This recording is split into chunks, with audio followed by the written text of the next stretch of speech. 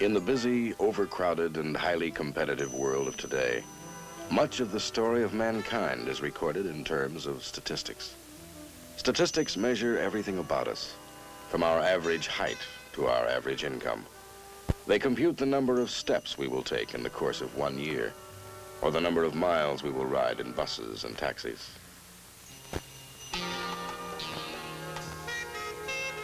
Much statistical data is inconsequential.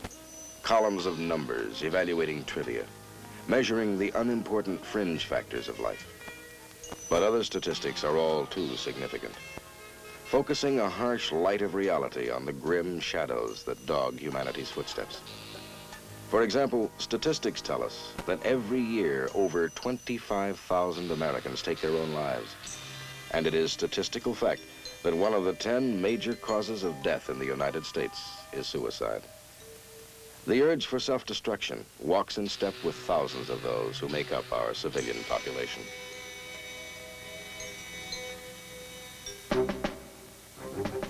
And as a natural consequence, it also marches alongside some of those who wear the uniform of the United States Army. The stories of 5 such individuals will now be told, and the endings will not be happy. But the point and purpose to be made here is that such tragedies are not inevitable. Prevention is possible, for, as you will see, the suicidal individual almost always provides clues that give advance warning of his intentions. Watch for these clues. Remember these clues.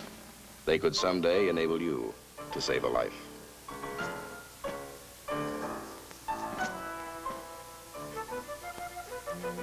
From his first day in uniform, Private Philip G. Owens seemed totally unable to adjust to the new world in which he found himself. Even the relatively simple requirements of basic training were beyond him. He lagged behind his fellow soldiers, out of step in both mind and body.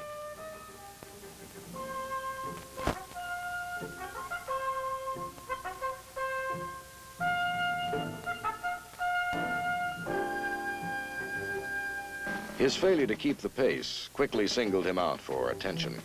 Many believed he just simply wasn't trying.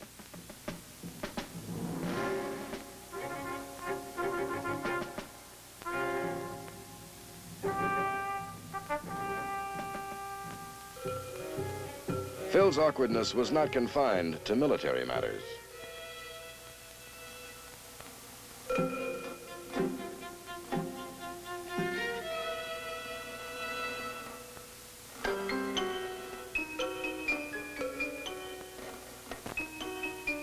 What do you do with a misfit like Owens?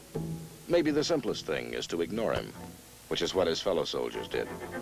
They saw him as a loner who was always picking himself out a private corner and who would make no effort to be friendly.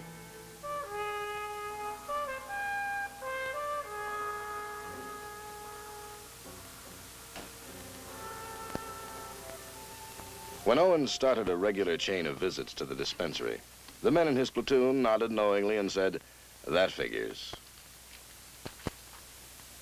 I don't know what it is, but I get these headaches, and I don't know, I can't stand it. Yeah, I know all about the headaches. You've been writing the sick book pretty good, Owens. Pretty good. I haven't been writing the sick book. Sometimes my head feels like it's going to explode. I don't know what to do.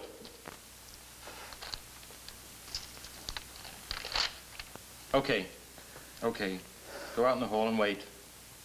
The doctor will see you in a little while. His fellow soldiers were an unsympathetic audience. They felt that if good, wholesome Army chow wasn't up to Owens' high standards, well, that was just too bad. And if he was too delicate to sleep on an Army cot, tough. Owens' apparent lack of interest, his seeming indifference to his surroundings, his apparent unwillingness to make any effort to get along, inevitably led to further difficulties. Good throwing position. Ready position.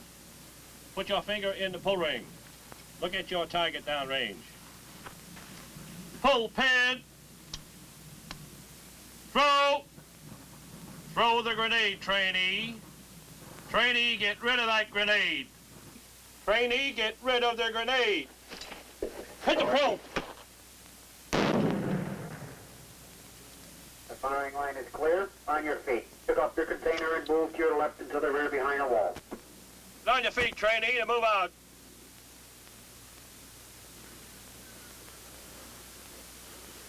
Come on, trainee, move out. Owens, get over here.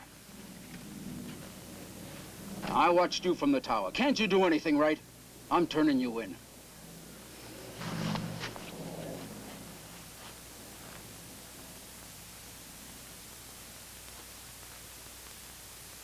What's the trouble, Owens? I don't know, sir.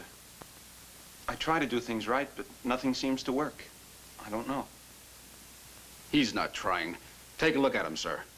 I've spoken to him time and again about his appearance. He doesn't shave or take care of his clothes or anything. I do try. But these headaches. He's just trying to work a deal, sir. I know about these headaches. You've been on sick call several times, and they haven't found anything wrong with you.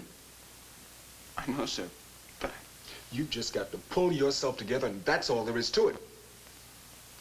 Sir, I don't want to make any trouble. But sometimes I feel so bad. I think I'm going to kill myself. I don't know what to do. Now, that's stupid talk. Pull yourself together and act like a man. Yes, sir.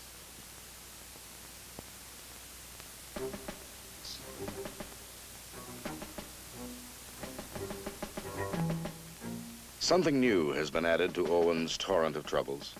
A suggestion of suicide. It has been labeled as stupid talk, and perhaps it is.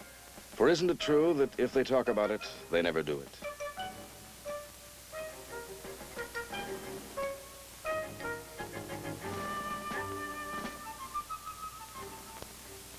Sandy Koufax. Sandy Koufax Owens, the man with the golden arm. Oh, boy. Well, time for lights out now.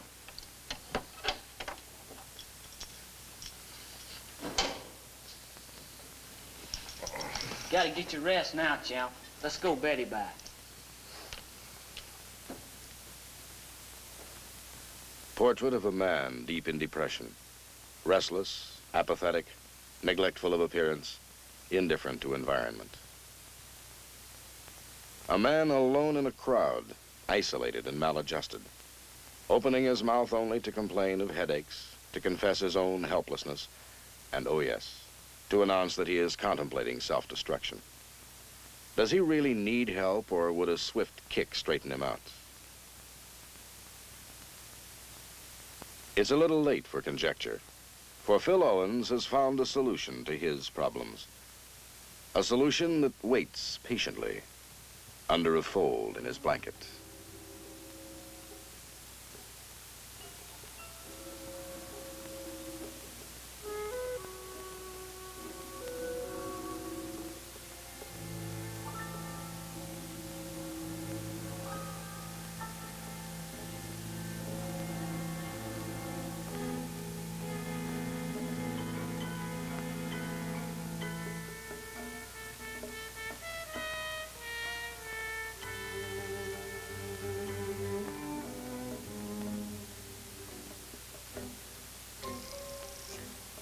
The CQ should not be surprised to discover that Owens is not in his sack.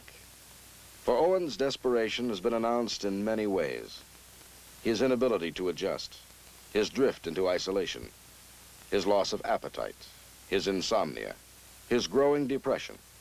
They were all clear signs. They were all clues, and an experienced eye could have seen that they added up to something more than absence without official leave. That they predicted an act of desperate finality.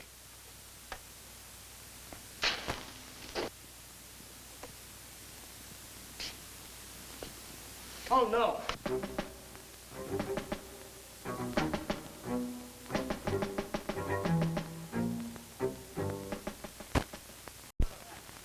Spears, call a hospital in the OD and tell them to get over here. On down! What's wrong, son? Who is...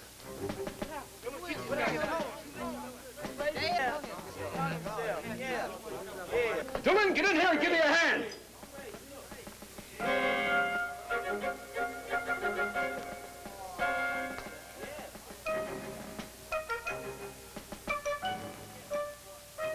No, it is not true that if they talk about it, they never do it. A suicidal threat, particularly when accompanied by insomnia, loss of appetite, complaints of illness, and other indications of deep depression, should never be ignored.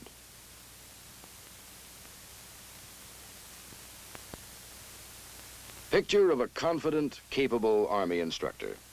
His name is Chris Warren, and the external image he presents to the world is one that many could envy. But the brightly polished exterior is only a lid, held tight on a simmering cauldron.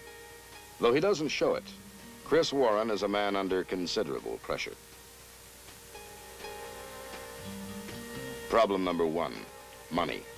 He spends too much of it, and then saddles himself with high-interest loans that take huge bites out of his paycheck.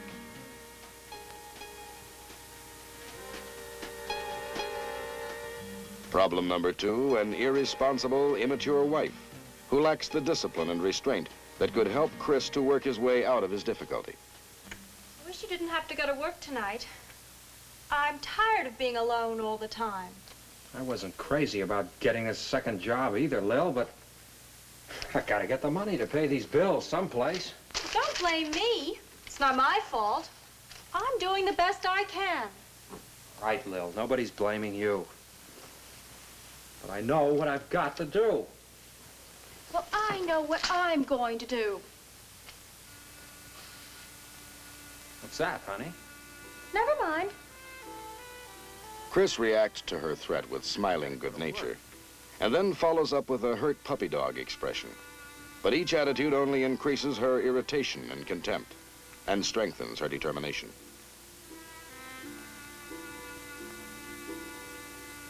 Problem number three, a very serious illness which strikes his daughter. Still, for her sake, he maintains the image, the smile, the confidence.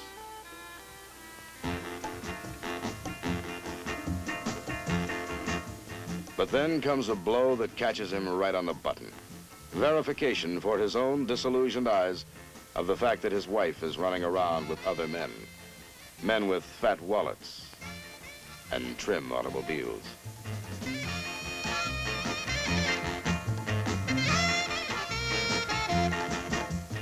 The pressure now has increased to a point beyond containment. Cracks begin to show. The image of the confident, cheerful soldier starts to come apart at the seams. Sudden excessive drinking, sudden neglect of appearance, sudden despondency. These are the first clues. His friends are aware of the dramatic change, but avoid involvement, thinking, perhaps, that he'll get back to normal with a little time. But Chris Warren is headed down, not up, and is gaining momentum rapidly. He is now careless and neglectful of his work. Sinking into a deep pool of self-pity, he begins to feel that the world and his superiors are all against him.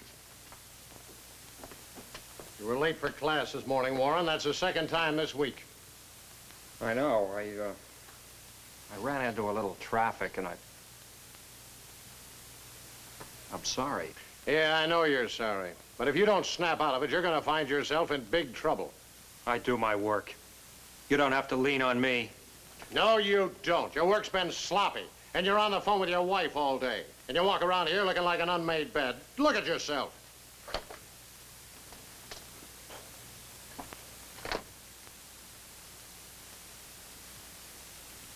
I've had some pretty bad personal problems lately, and I guess I ought to talk to somebody about them. Maybe I'll see the chaplain. You see anybody you like, but I'm telling you this. If you don't shape up in a hurry, I'm turning you into the old man. Now, you remember that. As his problems mount, Chris Warren becomes correspondingly less able to cope with them. The internal pressure continues to build, higher and higher. Alcohol temporarily minimizes the significance of his problems, but it also moves him closer to disaster. Women. Do it every time. Pop, One for the road, huh? I gotta get back to the post. That'll be $2, Sarge.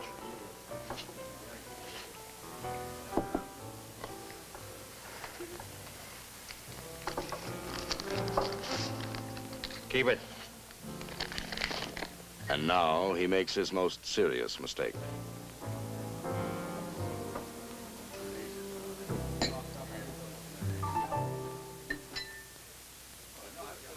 Hey, Sarge.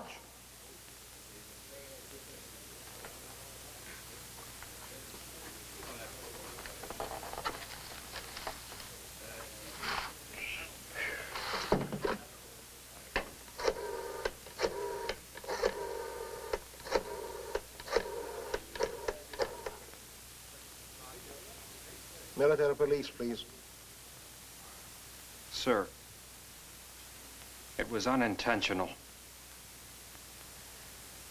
My wife's been running around with another man. I'm sorry, Warren. The case is out of my hands. Sir, my record's been good up till now. Not recently. You used to be one of our best non-coms, but the reports I've gotten from the sergeant here and from others lately have not been good. Sergeant. Sir, I've got trouble. I can't pay my bills. I can't take any more trouble. Your offense is currently under investigation, Warren.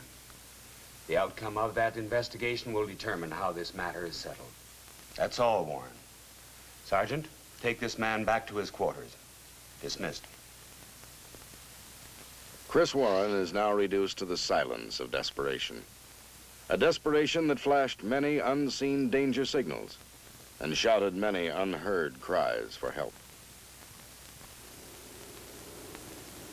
Portrait of a man whose normally bright and confident exterior belied the fact that he, too, could be overwhelmed by troubles. But it was all there. The extreme change of behavior patterns, the drinking, the loss of efficiency, the inability to cope with family and professional problems, the physical deterioration. All clues predicting disaster.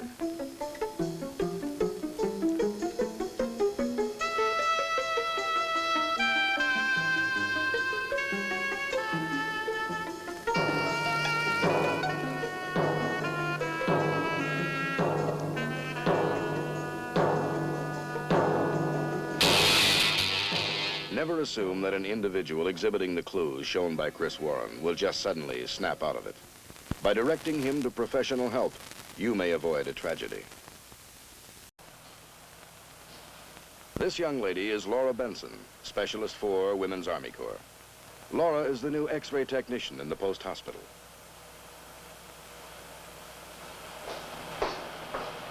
There. That wasn't painful, was it? No. Okay, I guess that's all we can do right now. The results of your X-ray will be sent to your doctor. Thank you. Since Laura is pleasant, pretty, and friendly, personal overtures from the male population are inevitable. In fact, she sometimes seems to invite them. But when they come, her reaction is startling. Oh, Laura, Yes, Bill, what is it? could you take over for me for an hour or so? Phillips has to go back to his company for training. Oh, sure, Bill. Anything you say. Anything at all. Anything? Well, you just name it. Well, how about a date Saturday night? Oh, I'm afraid not. My cousin is coming in from Philadelphia, and I'll be tied up most of the weekend. You have more cousins than I have ever seen. Stop it. Stop it! Leave me alone. Okay, okay. Anything you say. Just don't get hysterical. Just keep your hands to yourself. I know what you want. I know. Laura's relationships with all her friends and co-workers are surface affairs only. Any attempt at closer contact brings a violent overreaction. Even an innocuous gab session at a nearby table triggers her sensitivities. Are they laughing at us? No, of course not. Stop. It's bothering me. Laura, you get yourself all upset about nothing. Why don't you take it easy? They're probably laughing at some joke they just made up. Then she meets Roy. Mild-mannered, passive, and undemanding, Roy seems made to order for her needs. Laura has found her ideal man, and she holds tight. But the snug security she derives from a union in which she is easily the dominant force is not to continue for long. When will you be leaving? On the 22nd of August. Do you know how long you'll be over there? I don't know, Laura. You know how those things are. I suppose you'll be like the rest of the fellas. You'll forget all about me as soon as you get